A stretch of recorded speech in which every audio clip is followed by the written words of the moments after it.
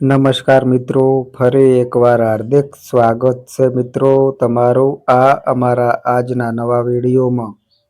મિત્રો, ચંપલ તમને કરોડપતિ બનાવી શકે છે. મિત્રો, શું તમે જાણો છો કે જૂની ચંપલ તમારું ભાગ્ય બદલી શકે છે? તમારું સૂતેલું ભાગ્ય જાગી શકે છે. મિત્રો, તમારા ઘરમાં સમૃદ્ધિ આવી શકે છે. બાકી રહેલા કાર્ય પણ પૂર્ણ થઈ શકે છે અને આશીર્વાદ પણ મિત્રો મળી શકે છે. તો મિત્રો, જ્યોતિષ શાસ્ત્ર મુજબ આપણી આસપાસની દરેક વસ્તુ આપણા ગ્રહોને અસર કરે છે. મિત્રો, આ જ કારણ છે કે આપણે ઘરની દરેક વસ્તુને યોગ્ય જગ્યાએ અને યોગ્ય રીતે રાખવી જોઈએ મિત્રો. તો મિત્રો, ચાલો તમારા પગમાં પહેરેલા ચંપલ વિશે વાત કરીએ. શું મિત્રો તમે જાણો છો કે તે તમારું ભાગ્ય પણ ઉજ્જવળ કરી શકે છે? મિત્રો, જો તમે ચંપલ સંબંધિત આ ખાસ બાબતોને અવગણશો તો તે તમારી આર્થિક સ્થિતિને બગાડી શકે છે મિત્રો અને જીવનમાં ઘણી સમસ્યાઓ ઊભી કરી શકે છે. મિત્રો, એવું કહેવાય છે કે વ્યક્તિના ચંપલ જોઈને તેની સ્થિતિનો અંદાજ લગાવી શકાય છે મિત્રો. તેથી મિત્રો, ચંપલ રાજાને ગરીબ અને ગરીબને રાજા બનાવી શકે છે. મિત્રો, પરંતુ તે પહેલાં મિત્રો, વિડીયોમાં આગળ વધતા પહેલાં આ અમારી એક નાનકડી વિનંતી છે કે વિડીયોને અંત સુધી સાંભળજો. તેને બિલકુલ ચૂકશો નહીં, કારણ કે મિત્રો, આ માહિતી ખૂબ જ કિંમતી છે અને વિડીયોને અન્ય લોકો સાથે મિત્રો શેર કરજો, જેથી મિત્રો અન્ય લોકોને પણ ફાયદો થાય. અને મિત્રો, વિડીયોને એક સુંદર લાઈક આપો અને આ અમારી ચેનલ પર નવા આવ્યા હોય તો મિત્રો ચેનલને પણ સબસ્ક્રાઈબ કરો, જેથી મિત્રો તમને શક્ય તેટલી વહેલી તકે આવી માહિતી મળી શકે. અને મિત્રો, કોમેન્ટ બોક્સમાં જય મા લક્ષ્મી લખવાનું ભૂલશો નહીં. તો મિત્રો જુઓ, વાત એ છે કે અમે ફક્ત સલાહ આપીએ છીએ,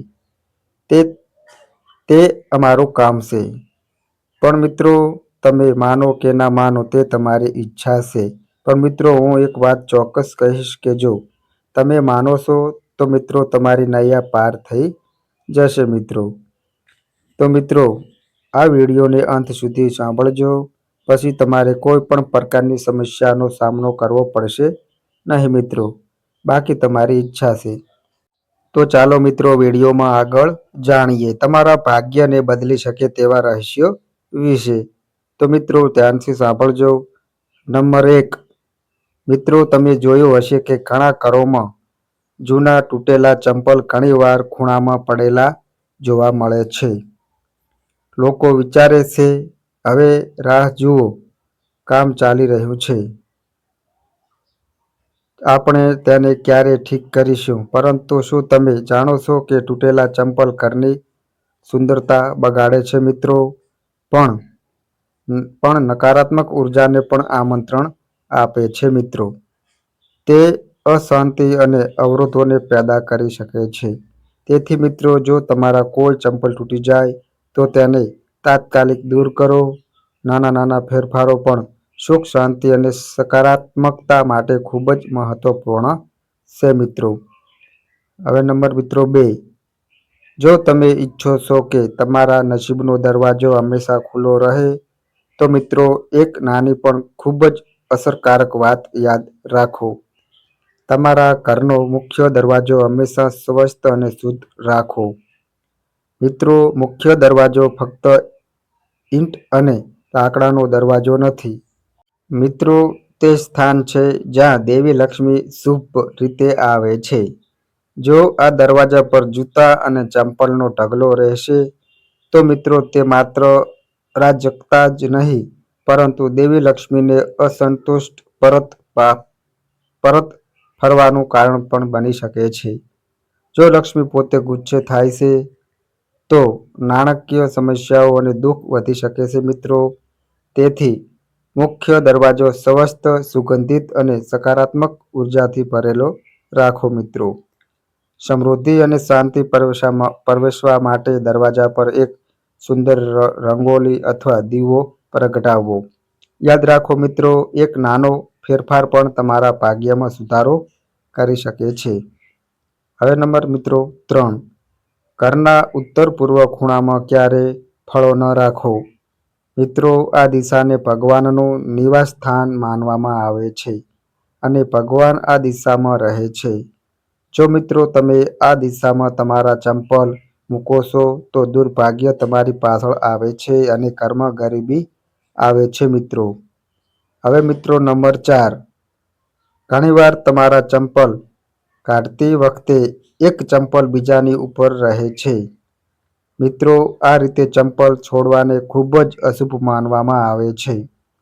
જો તમારા ચંપલ ઊંધી અથવા બીજાની ઉપર પડેલા હોય તો મિત્રો વ્યક્તિ બીમારીનો ભોગ બને છે. તેથી જો મિત્રો તમને ચંપલ ઊંધું જુઓ તો તેને તરત જ સીધું કરો. તમારા ચંપલ ક્યારે ઊંધા ન રાખો.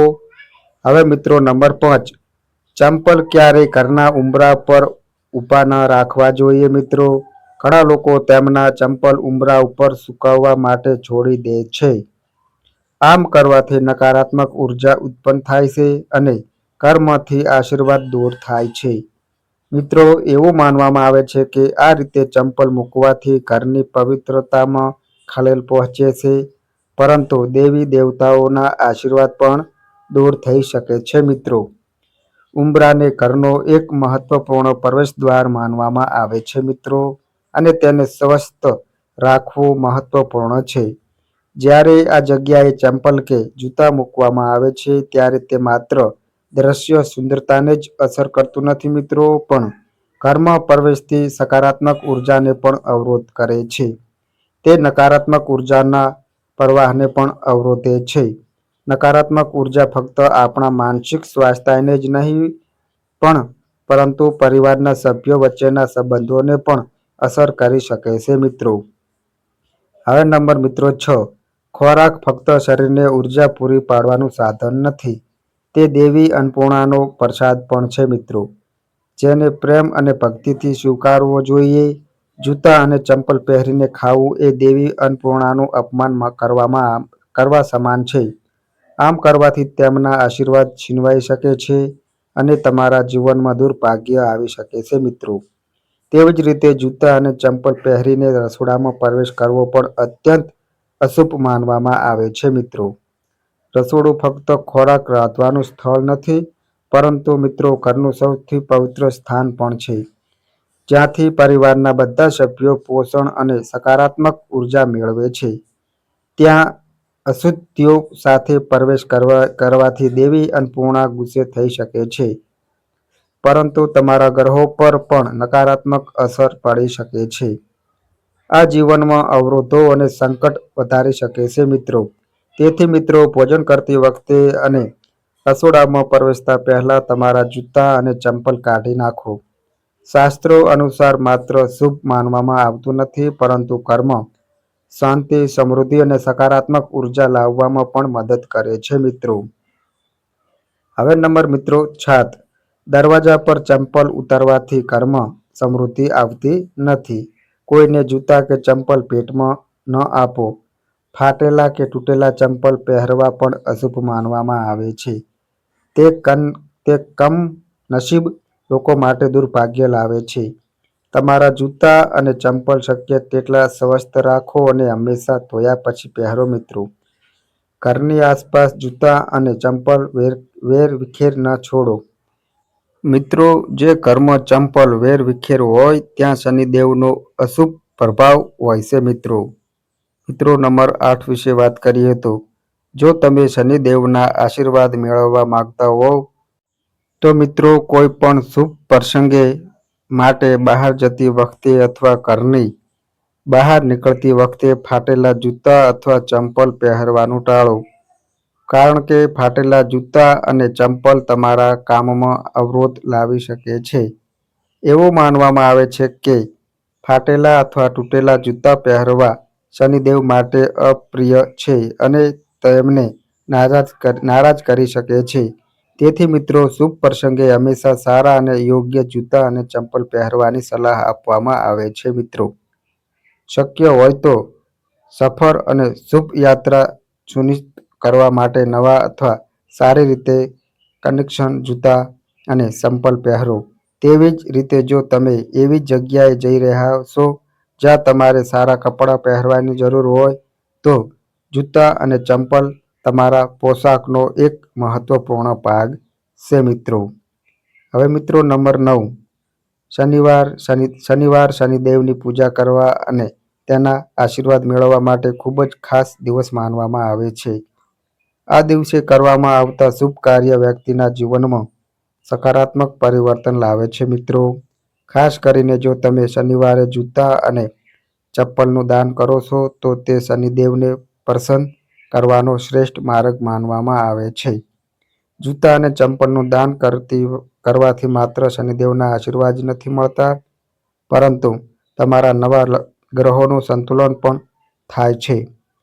જીવનમાં વારંવાર આવતી આર્થિક મુશ્કેલીઓ, અવરોધો અને મુશ્કેલીઓ શનિદેવના આશીર્વાદથી ધીમે ધીમે દૂર થાય છે. દાન કરવાથી વ્યક્તિના પાપોનો નાશ થાય છે અને પુણ્યનો સંચાર વધે છે.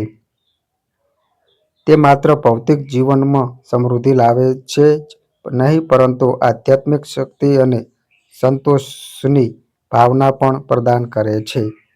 મિત્રો, જ્યારે આપણે કોઈ જરૂરિયાતમંદ વ્યક્તિને કંઈક આપીએ છીએ ત્યારે આપણી અંદર કરુણા અને પ્રેમ વધે છે, જેનાથી મિત્રો આપણું મન હળવું અને ખુશ થાય છે. તેથી જો તમે શનિ દોષ અથવા તમારા જીવનમાં આવતા અવરોધોથી મુક્ત થવા માંગતા હોવ તો શનિવારે જૂતા અને ચંપલનું દાન કરવાની આ સરળ પણ અસરકારક પદ્ધતિ અપનાવો મિત્રો. શનિદેવના આશીર્વાદથી તમારા જીવનમાં સુખ, સમૃદ્ધિ અને શાંતિ પ્રવેશશે.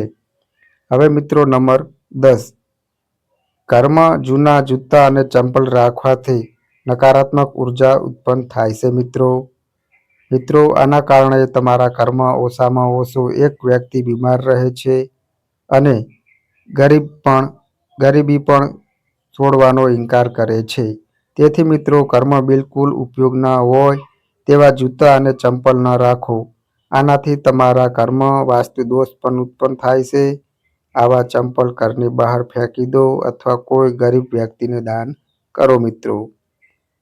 નંબર 11, જે લોકોની કુંડળીમાં શનિનો મજબૂત પ્રભાવ હોય અથવા જેમની ગ્રહ દશા શનિની સાડાસાતીના પ્રભાવ હેઠળ ચાલી રહી હોય તો મિત્રો તેમને મંગળવાર, શનિવાર અને અમાવાસ્યાના દિવસે જૂતા અને ચંપલ ન ખરીદવા જોઈએ.